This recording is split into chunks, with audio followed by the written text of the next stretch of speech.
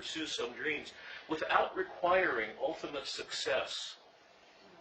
And family who believes I am a blessing regardless of my success at anything in particular.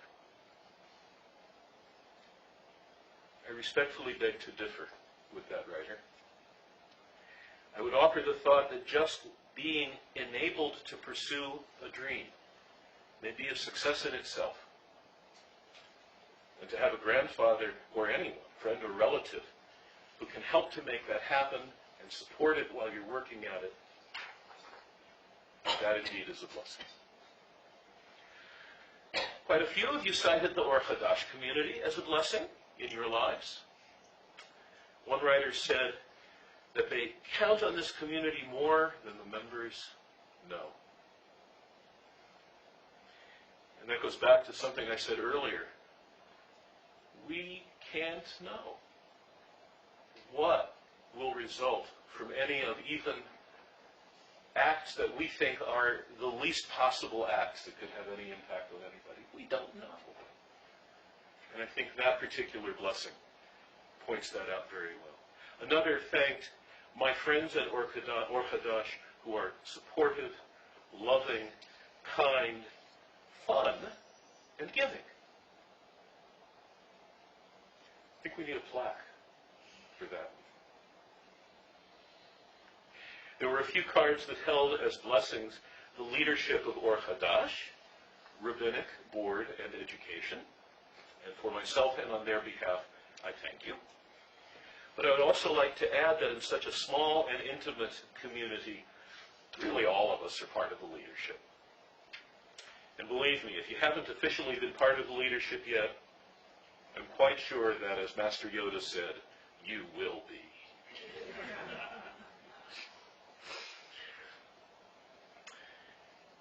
The community was blessed by one person for being unconditionally accepting. Beautiful. And several people were thankful for how welcoming this community is, a sentiment with which I heartily agree. This is the most welcoming synagogue community I have ever been blessed to be a part of. And my friends, I'm not making that up just to be nice. It is true. At first I thought maybe it was just me, a new rabbi, new resident rabbi, first time, okay, special. But I've seen you do it with anyone who comes new to this community. And a number of newcomers to the community have told me that that's been their experience as well.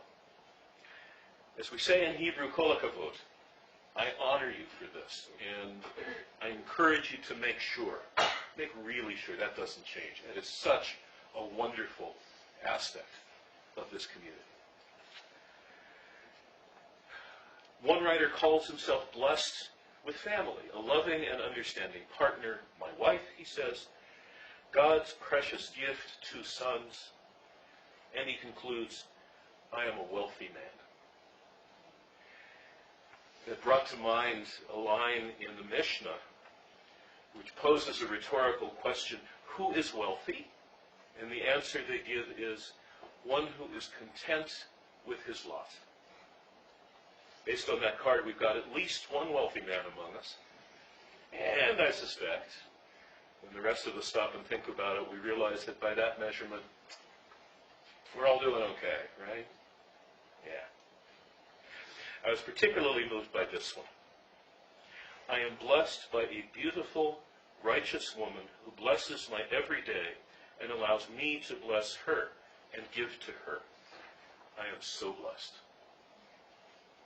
I suspect that that woman knows who she is and how she too is blessed to be so appreciated.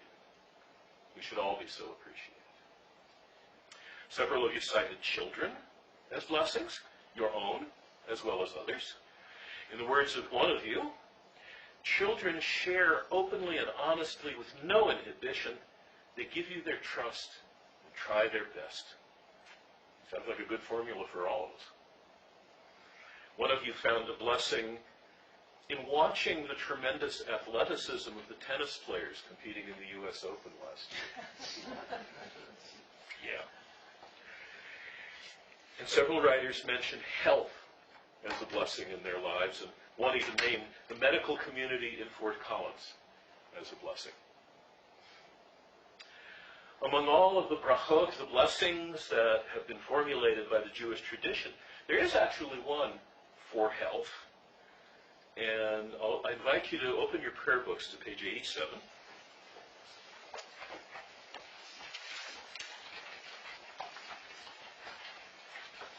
And at the top of the page there, I think it's the one at the top of the page. Yeah. Let's go ahead and read that one together in English.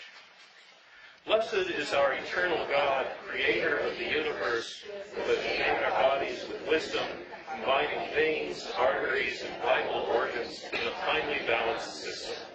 Wondrous fashioner and sustainer of life, source of our health and our strength, we give you thanks and praise.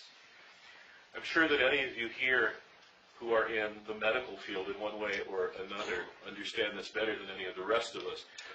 But really, when you stop to think about how complicated the human body is, it is such an amazing blessing how well it's working in general, even when we're ill or injured. It is really an amazing blessing. If we're looking for blessings or even miracles, I don't think we need to look any farther than that. Several of you wrote appreciations of friends as blessings in your lives. One of you wrote down as a blessing having a friend who really listens.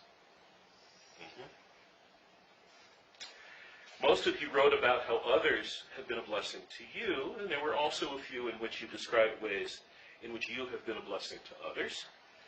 One of you wrote about being a blessing to a friend who was going through a divorce and gave that friend a home for her and her children for 4 months as they reorganized their lives. Others wrote about taking care of family members who were ill, and also taking care of animals that have come into your lives.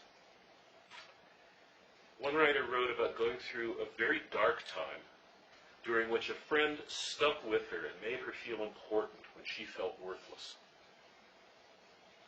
How often have we all been there at one time or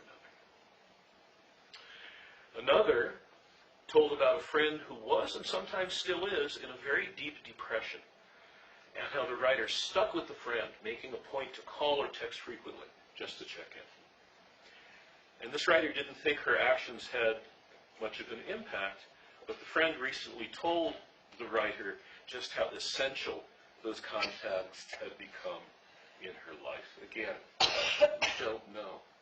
And it really takes so little to be a blessing to others. I don't know if those two writers are talking about the same relationship, but they could be. And that's so important to remember. Again, imagining how our actions, even things that seem so small to us, may have a big impact on others. Living here in Fort Collins was cited as a blessing by several of you. Probably work for the Chamber of Commerce. Well, that's what's signal. One person particularly pointed to the hiking and the mountains at our doorstep. Another named the blessings of having many images of the beautiful sunrises and sunsets that they've seen since moving here. A couple of you submitted lists, which are pretty all-inclusive, but I think the lists are worth reading. Sometimes there's some delicious detail in these. So, here we go. One list reads, husband, friends, cousins, mountains, rivers, parks, trees, flowers, home, country, life, children, wild animals, sun, moon, walking, bicycling, seeing, music, and hearing. Covers a lot of ground. It's a lot of blessings. And another list adds, I tried to avoid any overlap here, stars, bagels, one of my favorites, falafel, dogs, conifer trees, snow, libraries, clouds that look like things, Harry Potter, farmers markets, rain, and bears. Another one of my favorites. One card was very specific and very basic. It said, "I've been employed one more year."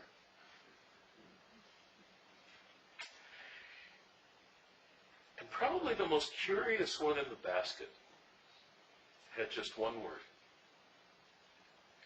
failure, as a blessing. I thought I might try to explain that.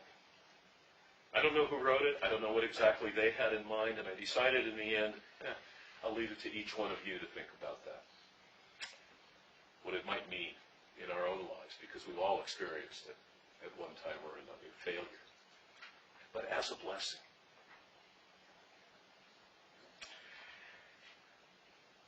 The most general, all-inclusive submission in the basket said, "My first and greatest blessing is that I have too many to count or list." Another was thankful that we're not at war on our own land and fervently wished that war would end around the world. And we say together, Amen. Indeed. Another one that might be called fairly general in scope, and this was on a card, is just being alive. I know, wrote this person, that each day I can always start over if I need to. And even if a day is horrible, I can always start fresh because I'm alive. As I said in last night's drash, each day, each moment, it's a new beginning, a new creation story, giving us opportunities to improve on what came before. Some other general blessings that were submitted into the basket include the following: freedom, because it gives us choices and possibilities and hope. And when you have hope, opportunities are yours for the taking. That was on the card. Time. No, I'm not going to repeat last night's drash. But this again is something I touched on last night, as we know. If you're granted time, one of you wrote, it's because you need to see things through, to gain perspective, to mature, and to teach others. And finally, but certainly not leastly, one of you wrote, it's a blessing to be able to give back to my community as a volunteer. Even if you're bashful about coming up for your aliyah to the Torah. My friends, none of this is rocket science, is it? The most basic teaching of all the major religions is what has become known as the Golden Rule. In the Jewish tradition, we're told that which is hateful to you, do not do to others. In Christianity, they say, do unto others as you would have them do unto you. In Islam, there's a teaching. None of you is a true believer, and that's a big deal in Islam, until you want for your fellow what you want for yourself. In other words, live your life in such a way that you are a blessing to your community, to your world, and, not to be forgotten, to yourself. On this Day of Atonement, this day of at-one-ment, that's the most important thing that I think I can say to you. But I don't really need to tell you, do I? In your submissions to the basket of blessings, you've already said it in so many brilliant ways. And they all come back to what God said to Abraham: be a blessing. May we all be inscribed and sealed in God's book of life for a year of giving, receiving, and appreciating the many blessings in our lives, for a year of adding to the blessings in the lives of those around us. Gmar Chatima Tova, Shana Tova.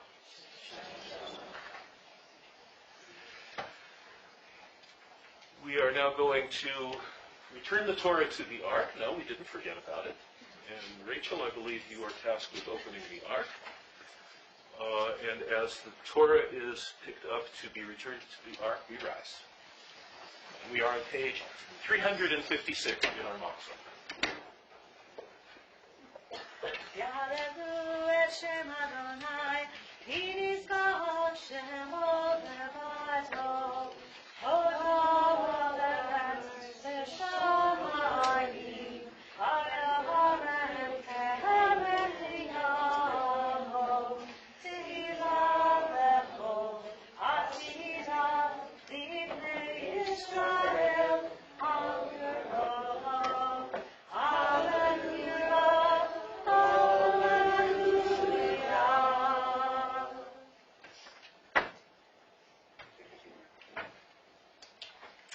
Together in the middle of page 356, this is the covenant I will make with the house of Israel in days to come.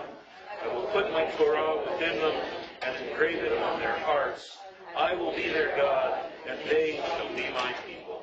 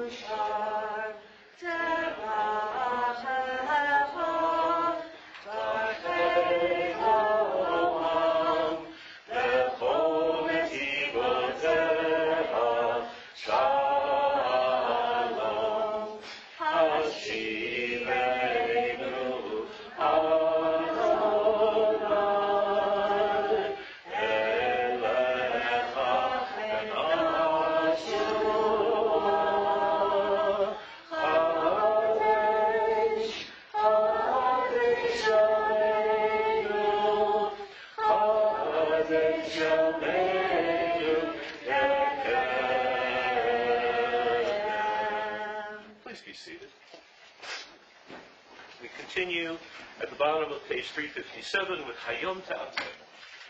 Hayom, Hayom, Hayom, Hayom, Hayom, Hayom, Hayom, Hayom, Hayom, Hayom, Hayom, Hayom, Hayom, Hayom,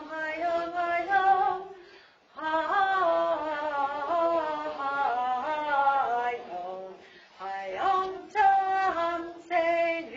Amen. Hayom, Hayom, Hayom, Hayom, Hayom, Hayom, Hayom, Hayom, Hayom, Hayom, Hayom, Hayom, Hayom, Hayom, Hayom Ta'ateh. Amen. Hayom, Hayom, Hayom, Hayom, Hayom, Hayom, Hayom, Hayom, Hayom, Hayom, Hayom, Hayom, Hayom, Hayom, Hayom Tekaleinu. Amen. And enough of that. That could go on all day. It is now my privilege and honor to invite the president of our board, Brooke Freeman, for announcements.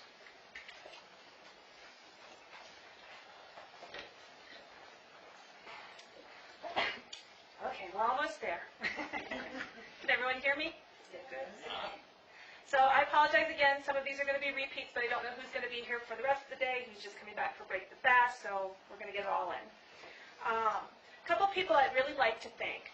Laurie Snyder and Carol Roberts, who isn't here, for the High Holy Days, they have been sitting out front, staying late out front, making sure that everyone is welcome, answers any questions, and I want to thank them very much for that time. And I also want to thank Pat Harris and Chris Grabish for organizing what's going to happen this evening with Break the Fast. It was a daunting task, and they have done a fabulous job. We have a Facebook page. Please don't forget to go on and like our Facebook page. See, Courtney, I remembered to tell them. Our next board meeting will be October 14th at Raintree Athletic Club, and everyone is welcome. It is open to the public, so please come if you'd like to hear what goes on. If you have not yet brought a food donation, the box will be out for the full day. If you want to make a donation of food or a monetary donation, either to one of the food banks or to Mazone, that is available. There's a box to take that. Again, we fast out of choice. Some people don't have a choice. Let's make sure that they don't have to fast because they don't have a choice. There is also a box out there for donations for Temple or Hadash if you feel that you'd like to do that. This afternoon we will have a Yizkor service, and we read the entire book of names, memorial. So if you have a name that is not on our yahrzeit list and you would like that name read, please get that to me or Rabbi Katzir before that service, and we will make sure that name is read also. Our schedule for the next couple weeks is a little confusing because we're not back here, so I'm going to go through it quickly. You will get emails. Just pay attention to the emails. They'll tell you where and when we're meeting, and it will also be on the website. This Sunday, September 27th, sorry, I'm not good with my dates. We will have religious school and our Sunday chat at Renee Cohen-Jones' house. The kids are going to build the sukkah, and we are in need of the corn stalks or very lightweight branches from trees or bushes to go on top of the sukkah. So if you have that, please let Renee or myself know, and we'll set up a time for you to drop those off. Then on October 2nd, that will be our next Friday night service. It is going to be a joint function with CSU Hillel. So we will be having services not here, but at CSU Hillel House on campus. We will have a service at 6:30, again a little bit different than our normal time, and then dinner at 7. If you are interested in participating in that, please let me know by email. Alex would like an account so they know how to set up the house and how to prepare for dinner. They are a kosher house, and they have 2 separate kitchens, and they are small. But if you would like to participate in helping put the dinner together, let me know, and I will get you in touch with Alex. They would love some help and some community building. That Saturday, October 3rd, we will then be back at Rivendell for our Torah study. And as you know, there will start to be some Saturday morning prayer services, some traditional, some a full reform service. So again, your emails will let you know each week what to expect. And you are welcome to come for services. You're welcome to come just for our normal Torah study. You can come to both. Whatever floats your boat, we are happy to have you. Also, then on Sunday, October 4th, we will meet again at Renee Cohen-Jones' house. The kids will have a short religious school at 10 o'clock, and then we will have a potluck brunch in the sukkah or around the sukkah to celebrate Sukkot. And then at noon, we will prematurely end Sukkot and celebrate Simchat Torah with the reading of the Torahs, so that it's more convenient for the kids and everyone to be there. So everyone is welcome to that as well, but that one will be a potluck. And then we will also have a special event as we go back to Rivendell on October 11th for our normal adult Sunday chat and religious school. Joey Stout is turning 3, and he is going to have a new Sharon. Did I pronounce that correctly? Sharon. And it is open for everybody to come. They would love community to be there to support that. And do you want to say anything? I know it's not normally like a tradition in the Reformed community, so I just wanted to briefly explain what's going to happen. It's going to be Joey's first haircut. I know all of you guys have seen his beautiful long locks. They're going in. And everybody's going to have a chance to participate in his haircut. And he's going to receive his first kippah, his first tzitzit during that. So everybody just wants to come and help him celebrate that. That'd be great. And it may not be in the past a traditional Reform thing to do, but as Reform, and particularly in Or Hadash, it's personal choice, and that's what makes us Reform. And so we're lucky to have someone who wants to celebrate this tradition and involve us. So it's wonderful. Let's be a community, and let's take part and participate and celebrate together. We will also have adult education starting this Thursday, the 24th. A reintroduction to Judaism. It will be on the CSU campus at the Student Center in room 308 starting at 7 p.m. It's going to be a 5-week course.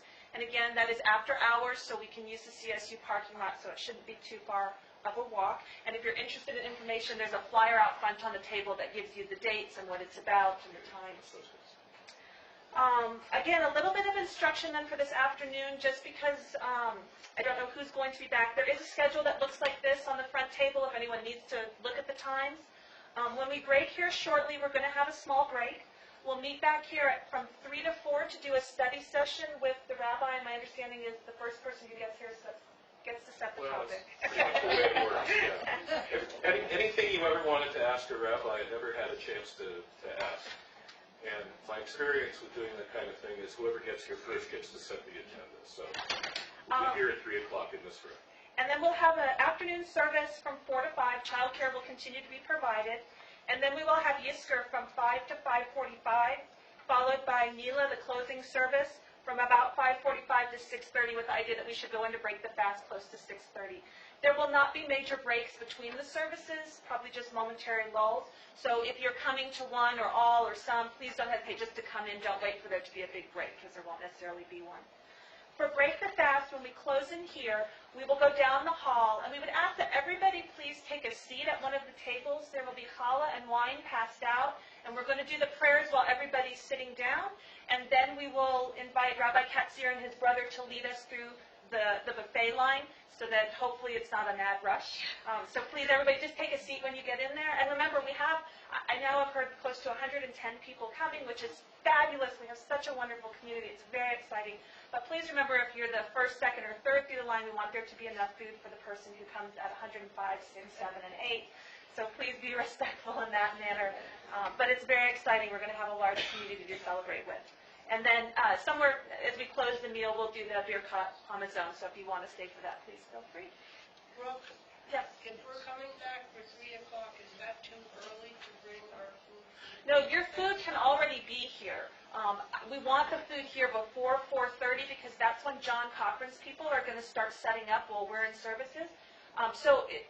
If you are bringing food and have not yet brought it or have brought it, be sure it's in the refrigerators in the kitchen. Leave your instructions for John's staff. They will take care of everything from there. They are asking that we not be in the kitchen. Too many cooks gets too confusing. So just leave your instructions. They are very, very, very capable. They do this all the time. They will take care of it and make sure it all gets set up. And Pat and Chris will also be overseeing that. So just drop your food off and come back and join us. Thank you, Brooke. Brooke mentioned a number of times that all of the information about all of these programs will be going out in emails. If you're not on one of our email lists, there's nothing simpler. Go on our website, and there's a connection to contact us. Click on that and send us a message giving us your email address. You will be put on the email list, so that you'll know everything that's going on. And as Brooke said, it's all on the calendar on the website. The other thing I wanted to mention before we conclude is anyone who would like to participate in the mass shofar blast at the end of the service this evening, please bring your shofar with you when you come back for the afternoon. The more the better. That's what it's for. That's what it's about. Okay. We're going to conclude with a reading from the supplement, page 22. And Jane Fisher is going to lead us in that responsive reading. Page 22 in the reading supplement.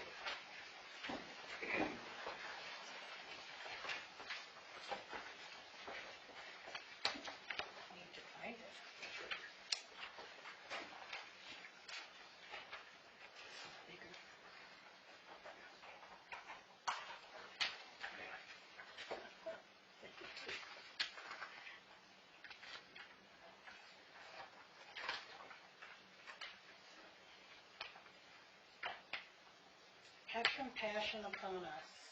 Have compassion upon us, your handiwork. We are so frail and weak. Disease and misfortune come without warning. The wrath of nature can sweep us away. Trouble and tragedy are our common lot. Disappointment and heartbreak visit us all. The good for which we strive often eludes us. Confusion and uncertainty frequently torment us. We stand in need of your mercy, O Lord. Watch over us and protect us. Keep us from yielding to bleak despair. Keep shining before us the gentle light of hope. Help us in all our worthy endeavors. Bless and establish the work of our hands. Keep us firm and steady and true, whenever we labor for what is just and right. May our lives daily proclaim the truth. that you have fashioned us in your image. Endow us with the ability to grow in heart, in mind, and in spirit. To us you have entrusted your holy name. You have given us the power to sanctify it. May our every deed bring joy to you, merciful God, our Creator. And may our lives in the year ahead bring glory to your holy name. Amen. Som Kal, may your fast go quickly. And we will see you back here, those of you who are interested in the study session, at 3 o'clock back here in this room. The afternoon service will begin again in this room at 4 p.m. We'll see you then. Shalom. Say hello. Hi. Hello. Rabbi. One, according to the writing from one of the Isaiahs, it was massive gold. Are